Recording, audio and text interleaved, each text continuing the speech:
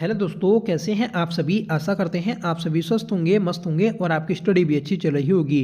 दोस्तों, हमारी एक सीरीज चल रही थी उत्तराखंड जिला सीरीज। उत्तराखंड जिला सीरीज में हम हरिद्वार, चमोली और देहरादून जिले को पढ़ चुके थे। आज की इस क्लास में हम उत्तरकाशी जिले को पढ़ने जा रहे हैं। उत्तरकाशी जिले की यह पहली क्लास रहने वाली है। आपसे रिक्वेस्ट है कि प्लीज़ आप इस क्लास को लास्ट तक जरूर देखिएगा और कमेंट करके बताइएगा कि आपको यह क्लास कैसी लगी। अगर आपने पिछले सभी जिलों की क्लासेस नहीं देखी हैं तो आप प्लेलिस्ट में जाकर उन्हें भी देख सकते हैं। जिन लोगों का वीडियो बीपीडीओ पटवारी लेखपाल का री एग्जाम और जो आने वाली नई भर्तियां हैं उनकी तैयारी कर रहे हैं तो वह हमारी इस सीरीज से जुड़ सकते हैं और अपने नोट्स भी बना सकते हैं। दोस्तों, ये जो सीरीज है, इस सीरीज के माध्यम से आपका उत्तराखंड जीएस लगभग 70 से 80% कंप्लीट हो जाएगा, ये गारंटी है। तो इसलिए आपसे रिक्वेस्ट है कि प्लीज़ आप इस सीरीज से ज़रूर जुड़ें और चैनल को सब्सक्राइब कर लें। ठीक है, तो चलिए शुरू कर लेते हैं आज की अपनी इस क्लास को। हम दोस्तों उत्तरकाशी के बारे में पहले बेसिक डिटेल को जानेंगे। उत्तरकाशी जिले की स्थापना 1960 में हुई थी। अगर आपसे पूछा जाएगा कि उत्तरकाशी जिले की जो स्थापना हुई तो किस जिले को काटकर की गई, तो ये टिहरी जिले को काटकर की गई थी। ठीक है, उत्तरकाशी जिले का मुख्यालय उत्तरकाशी शहर में स्थित है और उत्तरकाशी का प्राचीन नाम बाड़ाहाट मिलता है। क्वेश्चन बनेगा कि बाड़ाहाट किसका प्राचीन नाम है, तो उत्तरकाशी का प्राचीन नाम है। आगे बढ़ेंगे। देखिए, यहाँ पर बाड़ाहाट प्राचीन नाम है उत्तरकाशी का। अगर आपसे क्वेश्चन बनेगा कि बाड़ाहाट का युद्ध किस वर्ष हुआ, तो ये 1803 में हुआ था, गोरखा और प्रद्युमन शाह के मध्य। ठीक है, पुराणों में उत्तरकाशी का नाम सौम्य काशी मिलता है और इसके कुछ उपनाम हैं, जैसे देवभूमि, उत्तर की काशी और शत्रुघ्न नगर। शत्रुघ्न नगर उत्तरकाशी को वेनसांग के द्वारा बोला गया था। देखिए, देवभूमि वैसे हमारे पूरे उत्तराखंड को बोला जाता है। अगर आपसे पर्टिकुलरली किसी जिले को पूछा जाए तो उत्तरकाशी जिले को देवभूमि के नाम से जाना जाता है। आगे बढ़ेंगे कि डब्ल्यू फ्रेजर ने अपनी पुस्तक report on Kumaon and Garhwal, जो कि 1816 में लिखी, इस पुस्तक में बाड़ाहाट को सबसे ध्वस्त स्थल बताया गया है। क्वेश्चन बनेगा कि report on Kumaon and Garhwal में डब्ल्यू फ्रेजर ने किस स्थान को सबसे ध्वस्त स्थल बताया, तो दोस्तों बाड़ाहाट को बताया है। गुप्त शासक समुद्रगुप्त के प्रयाग प्रशस्ति अभिलेख में उत्तरकाशी का उल्लेख मिलता है। महर्षि वेदव्यास की पुस्तक काशी रहस्य में अन्नपूर्णा मंदिर का उल्लेख मिलता है। देखिए, अन्नपूर्णा मंदिर ये आपका उत्तरकाशी में स्थित है और अन्नपूर्णा पर्वत ये चंपावत में स्थित है। चंपावत में पूर्णागिरि मंदिर स्थित है और ये पूर्णागिरि मंदिर जो है ये आपका अन्नपूर्णा पर्वत पर ही स्थित है। ठीक है, प्राचीन ग्रंथों में मोरी को पर्वत देश कहा गया है। देखिए, उत्तरकाशी में मोरी एक ब्लॉक और तहसील है जिसे पर्वत देश कहा गया है। देवडुंगा पुरोला से अमोघ भूति की यज्ञ वेदिका मिली है। तो दोस्तों, देवडुंगा और पुरोला यहाँ से अमोघ भूति की यज्ञ वेदिका प्राप्त हुई थी। रवाई परगने को 1824 में टिहरी रियासत में शामिल किया गया। तो दोस्तों, रवाई परगना जो उत्तरकाशी में आता है इसे 1824 में टिहरी रियासत में शामिल किया गया था। उत्तरकाशी का स्कंद पुराण में नाम कलयुग की काशी मिलता है। तो स्कंद पुराण में उत्तरकाशी को क्या बोला गया, तो कलयुग की काशी बोला गया है। 1857 की क्रांति जो हुई थी, इस क्रांति के दौरान नाना साहब के द्वारा 1859 में उत्तरकाशी में आश्रय लिया गया था। ठीक है, तो क्वेश्चन बनेगा कि जो नाना साहब थे तो यह 1857 की क्रांति के दौरान उत्तरकाशी में कब आए, तो ये 1859 में आए थे। जिस जगह ये आकर रहे या बसे तो उसे नाना साहब का बाड़ा या फिर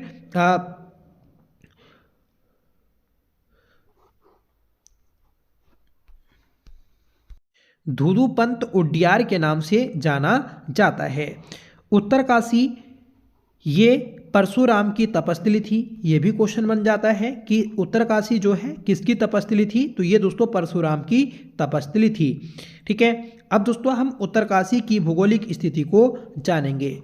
उत्तरकाशी का क्षेत्रफल 8,16 वर्ग किलोमीटर है, जो कि उत्तराखंड का दूसरा सबसे बड़ा जिला है। उत्तरकाशी भागीरथी नदी के तट पर स्थित है। और क्वेश्चन बनेगा कि किस पर्वत की तलहटी में, तो ये दोस्तों वरुणावत पर्वत की तलहटी में स्थित है। उत्तरकाशी जिले की सीमा चीन देश से लगती है और हिमाचल प्रदेश से लगती है। क्वेश्चन बनेगा कि किस देश से लगती है, तो चीन से, और किस राज्य से लगती है, तो हिमाचल प्रदेश से इसकी सीमा लगती है। उत्तरकाशी यह 4 जिलों से सीमा बनाता है। एक आपका चमोली, रुद्रप्रयाग, टिहरी और देहरादून। ठीक है, अब देखेंगे दोस्तों हम उत्तरकाशी की प्रशासनिक व्यवस्था। उत्तरकाशी का जनघनत्व 41 है, मतलब उत्तरकाशी के 1 वर्ग किलोमीटर क्षेत्र में 41 लोग निवास करते हैं, जो कि राज्य में सबसे कम जनघनत्व वाला जिला है। यहाँ पर 6 तहसील और 6 विकास खंड हैं। ठीक है, उत्तरकाशी की साक्षरता 75.81% है। पुरुष साक्षरता ये 88.79% है और महिला साक्षरता 62.35% है। और दोस्तों महिला साक्षरता जो है तो यह राज्य में सबसे कम है, मतलब राज्य में सबसे कम महिला साक्षरता किस जिले की है, तो ये उत्तरकाशी जिले की है 62.35%। और सबसे ज़्यादा किस जिले की है, तो दोस्तों क्वेश्चन बनेगा देहरादून। ठीक है, तो देहरादून की सबसे ज़्यादा महिला साक्षरता है 78-54%। उत्तरकाशी का लिंगानुपात 958 है। ठीक है, और 10 के वृद्धि दर 11.89% है। ठीक है, उत्तरकाशी जिले में 3 विधानसभा की सीटें आती हैं, पुरोला, गंगोत्री, यमुनोत्री। पुरोला ये दोस्तों एससी के लिए आरक्षित है। तो ये दोस्तों बेसिक डिटेल थी उत्तरकाशी जिले की। अब दोस्तों हम उत्तरकाशी जिले के प्रमुख मंदिरों को पढ़ेंगे। पहला मंदिर है गंगोत्री मंदिर। गंगोत्री मंदिर ये 3048 मीटर की ऊंचाई पर स्थित है। और जो 4 आपके धाम हैं, ठीक है, गंगोत्री, यमुनोत्री, केदारनाथ, बद्रीनाथ, इन 4 धामों में सबसे कम ऊंचाई पर गंगोत्री ही स्थित है। कितनी ऊंचाई पर, तो 3048 मीटर की ऊंचाई पर स्थित है, जिसका निर्माण अमर सिंह थापा के द्वारा करवाया गया था। गंगोत्री मंदिर का जीर्णोद्धार तो ये माधो सिंह द्वितीय के द्वारा 1935 में करवाया गया था। देखिए, निर्माण करवाया अमर सिंह थापा ने और इसका जीर्णोद्धार माधो सिंह द्वितीय के द्वारा 1935 में करवाया गया था। ठीक है, ये मंदिर भागीरथी नदी के तट पर स्थित है, जिसकी शैली कत्यूरी शैली है। गंगोत्री मंदिर की शीतकालीन पूजा मुखवा गांव के मार्कंडेय मंदिर में होती है। ठीक है, और इस मुखवा गांव को गंगा कामायका भी बोला जाता है।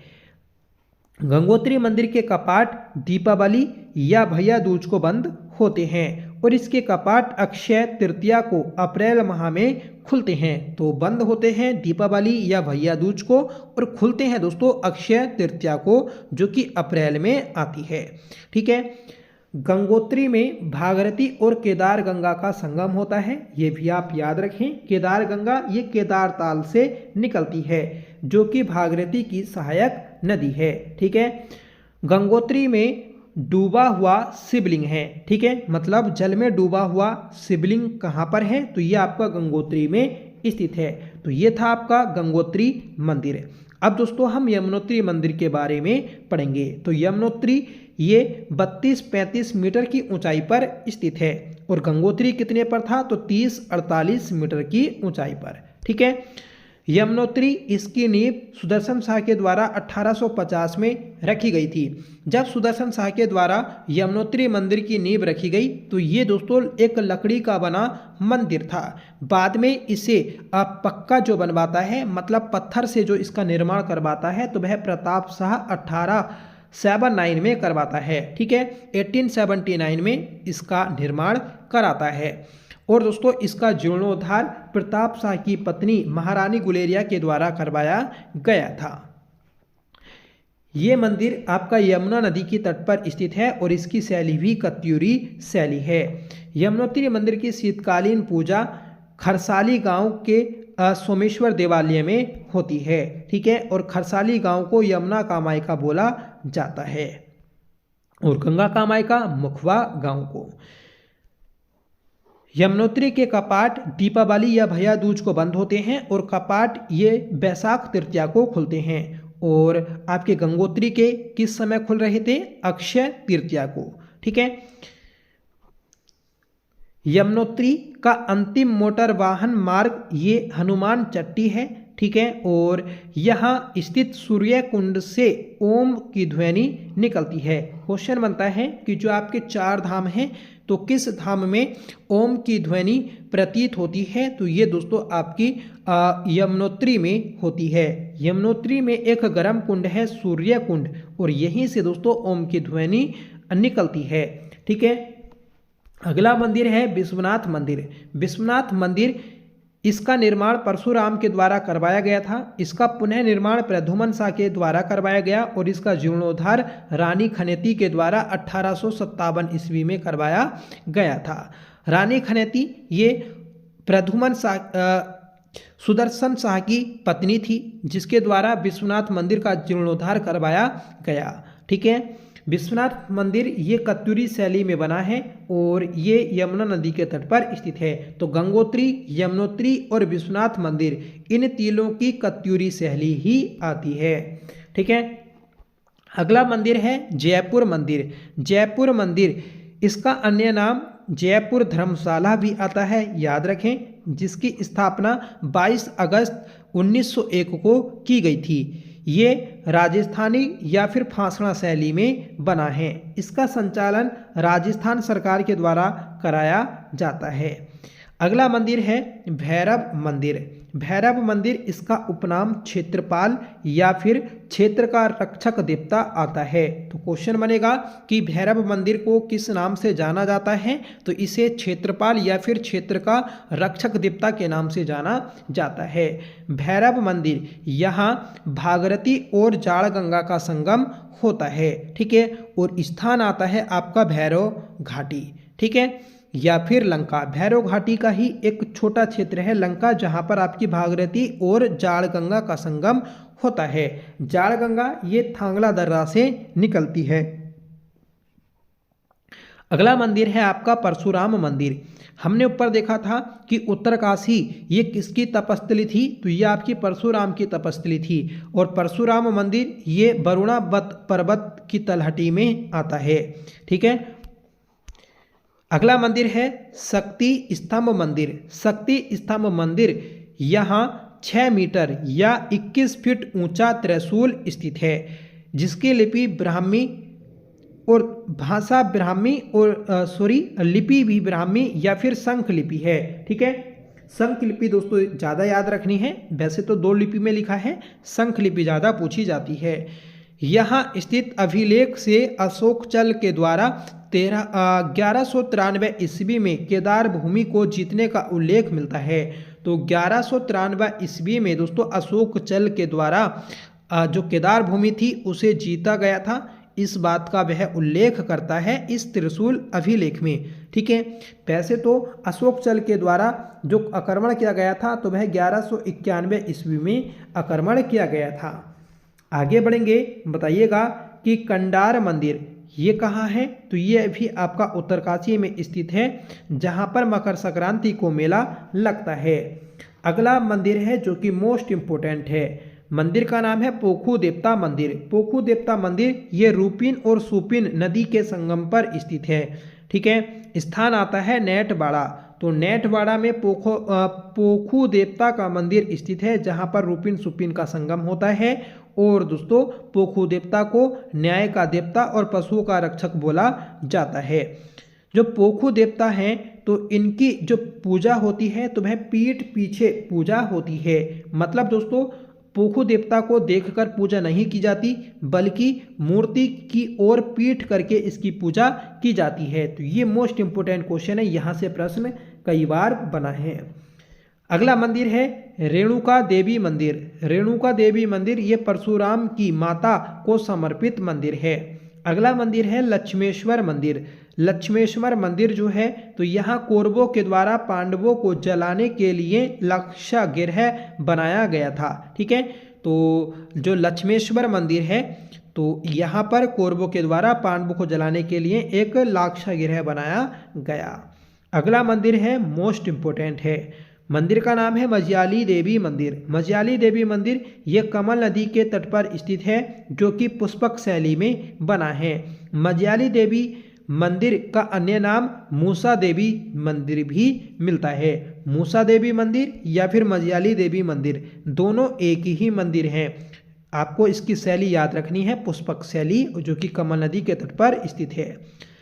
आगे बढ़ेंगे, अगला मंदिर है कि रिंगाली देवी मंदिर। रिंगाली देवी मंदिर ये जाड़ भोटियों की आराध्य देवी है। देखिए जो जाड़ भोटियाँ हैं तो ये उत्तरकाशी में जो आपका थांगला गांव आता है, थांगला मुलिंगला, और दोस्तों जो आपका जनक का गांव भी आता है। ठीक है, तो यहाँ पर मतलब जो जनक ताल आता है तो उसे भी जाड़ भोटिया पूजते हैं। ठीक है, और जाड़ भोटिया जो है ये एकमात्र भोटियों की उपजाति है जो कि बौद्ध धर्म को मानती है। यहाँ से भी प्रश्न आपका कई बार बना है। अगला मंदिर है चौरंगी देवी मंदिर।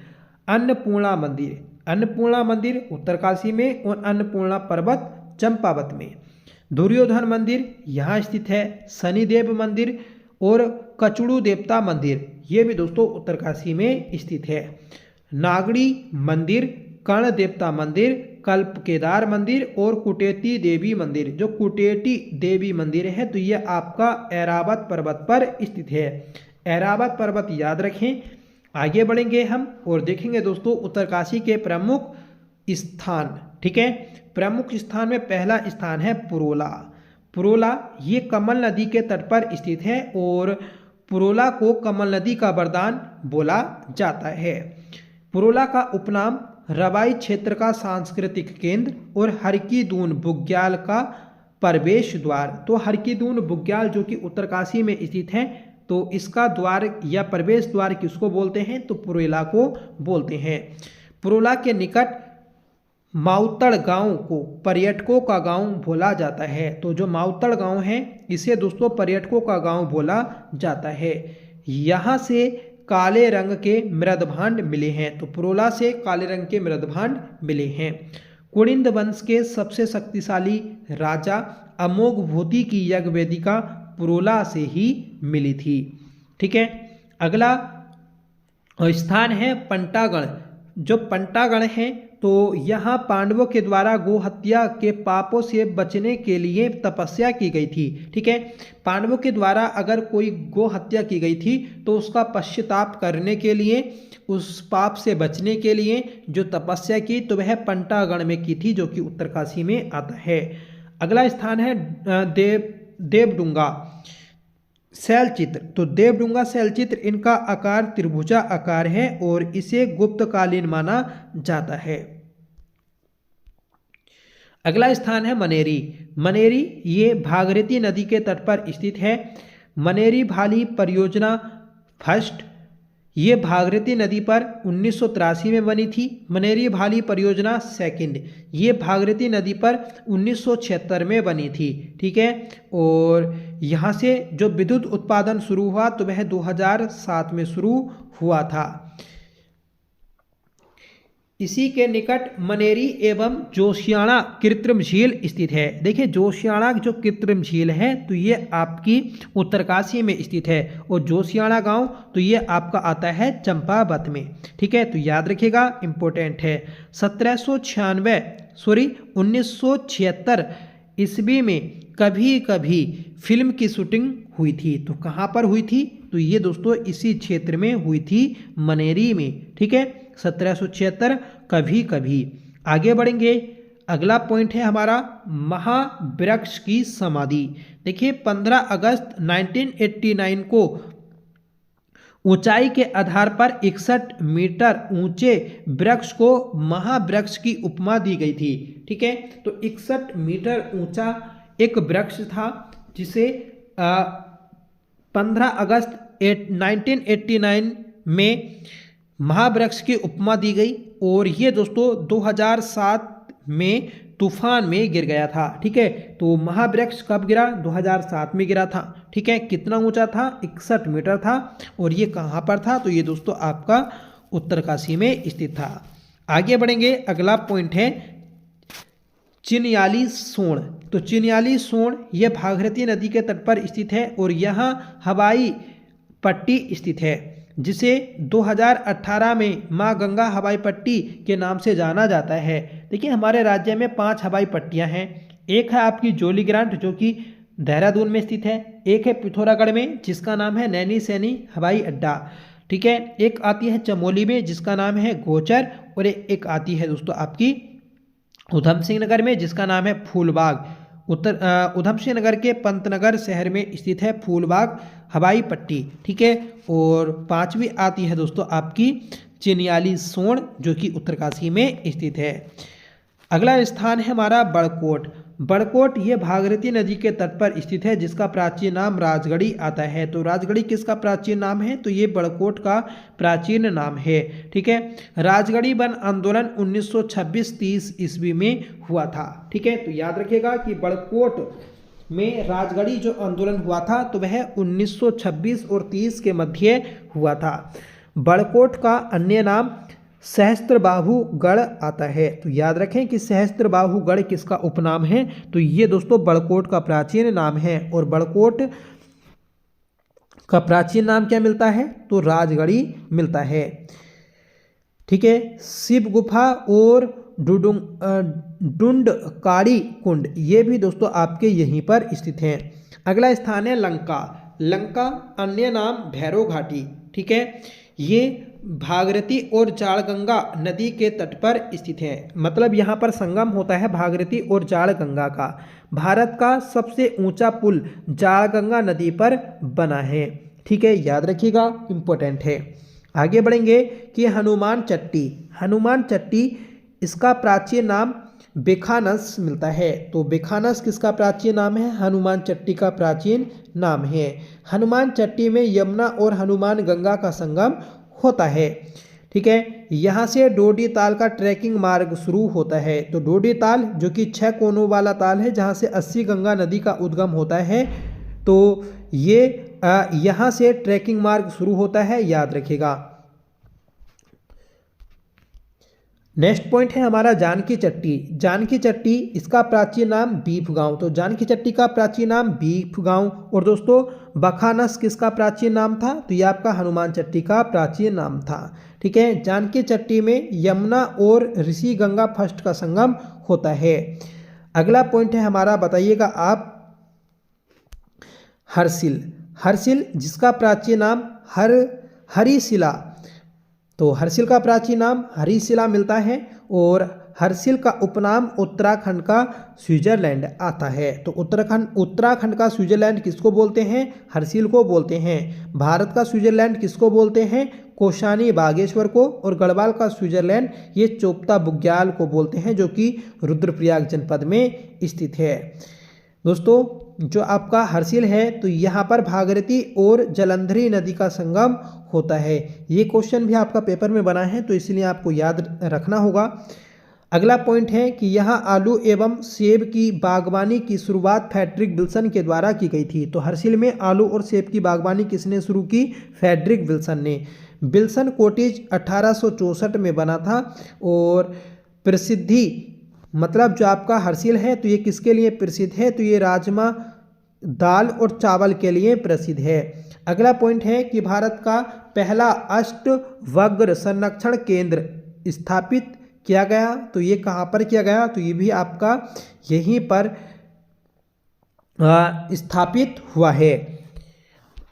अगला पॉइंट है हमारा हरकी दून। हरकी दून ये सुपिन नदी के तट पर स्थित है। ठीक है, और हरकी दून ये फतेह पर्वत की तलहटी में स्थित है।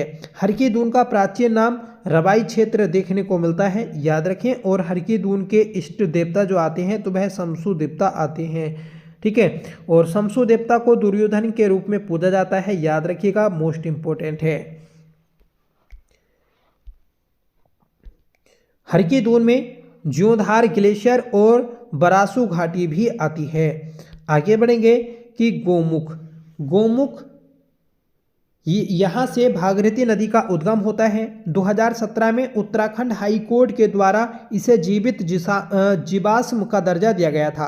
क्वेश्चन बनेगा कि किस ग्लेशियर को जीवित जीवाश्म का दर्जा दिया गया। तो दोस्तों जो गोमुख आता है तो इसी को जीवित जीवाश्म का दर्जा दिया गया था 2017 में, ठीक है, उत्तराखंड हाई कोर्ट के द्वारा। सहजपाल के समय अकबर के द्वारा गंगा के उद्गम का पता लगाने के लिए एक अन्वेक्षक दल गढ़वाल भेजा गया, जिसे सहजपाल ने रुकवा दिया था, ठीक है। तो दोस्तों जो अकबर था, अकबर ने अपनी सेना में से कुछ व्यक्तियों को गंगा नदी का जल स्रोत पता करने के लिए भेजा था, जिसे सहजपाल के द्वारा हरिद्वार में रोक दिया गया था, ठीक है। गोमुख को इको सेंसिटिव जोन 8 दिसंबर 2012 में घोषित किया गया और गोमुख पर 1983 में डाक टिकट जारी किया गया था। तो गोमुख के ऊपर डाक टिकट कब जारी किया गया, तो 1983 में जारी किया गया था। अगला पॉइंट है खरसाली ये यमुना और हिरण्यबाहु नदी के तट पर स्थित है। तो खरसाली किस किस नदियों के तट पर स्थित है, याद रखिएगा, यमुना और हिरण्यबाहु। यहाँ सोमेश्वर देवालय में यमुनोत्री धाम की शीतकालीन पूजा होती है। तो दोस्तों खरसाली में किसकी पूजा होती है, तो यमुनोत्री धाम की शीतकालीन पूजा होती है, ठीक है। भास्कर प्रयाग यहाँ भटवाड़ी का सूर्य मंदिर स्थित है। तो भटवाड़ी का सूर्य मंदिर किस जनपद में आता है, तो यह आपका उत्तरकाशी में आता है, ठीक है। अगला पॉइंट है आपका सूखी ये मौसमी फलों के लिए प्रसिद्ध स्थान है। नेटवाड़ा, तो यहाँ पर रूपिन सुपिन का संगम होता है और यहीं पर दोस्तों पोखू देवता का मंदिर स्थित है। तो ये बात भी आपकी करेक्ट है, याद रखिएगा, इंपॉर्टेंट आता है। सभी चीज़ें दोस्तों जो हम पढ़ रहे हैं ये आपके एग्जाम के पॉइंट ऑफ व्यू से मोस्ट इंपॉर्टेंट है, ठीक है। तो हमारी इस सीरीज के माध्यम से आपका पूरा रिवीजन होने वाला है जिला सीरीज का। तो आप हमारी इस सीरीज के माध्यम से अपने नोट्स और अपना रिवीजन अच्छे से कर सकते हैं। तो आपसे रिक्वेस्ट है कि प्लीज़ आप हमारे चैनल से ज़रूर जुड़ें, चैनल को सब्सक्राइब जरूर कर लें, ठीक है। तो आज की क्लास में बस हम इतना ही रखते हैं। अगली क्लास में हम राष्ट्रीय उद्यान एवं वन्य जीव विहार को पढ़ेंगे। तो उत्तरकाशी जिले में जितने भी आपके राष्ट्रीय उद्यान वन्य जीव विहार हैं, तो यहाँ से हम कल को क्लास स्टार्ट करेंगे। आज की क्लास में बस इतना ही रखते हैं, ठीक है। और आपको कमेंट करके बताना है कि आज की क्लास आपको कैसी लगी। आई होप क्लास आपको जरूर पसंद आई होगी। दोस्तों आप हमारे टेलीग्राम चैनल को जरूर ज्वाइन करें, आपसे मेरी रिक्वेस्ट है। वहाँ पर आपको इंपॉर्टेंट अपडेट्स दी जाती हैं। टेलीग्राम चैनल का लिंक आपको वीडियो के डिस्क्रिप्शन बॉक्स में मिल जाएगा, वहाँ से आप उसे ज्वाइन कर लीजिएगा। तो चलिए मिलते हैं नेक्स्ट वीडियो के साथ, तब तक के लिए bye, thank you so much for watching, जय हिंद।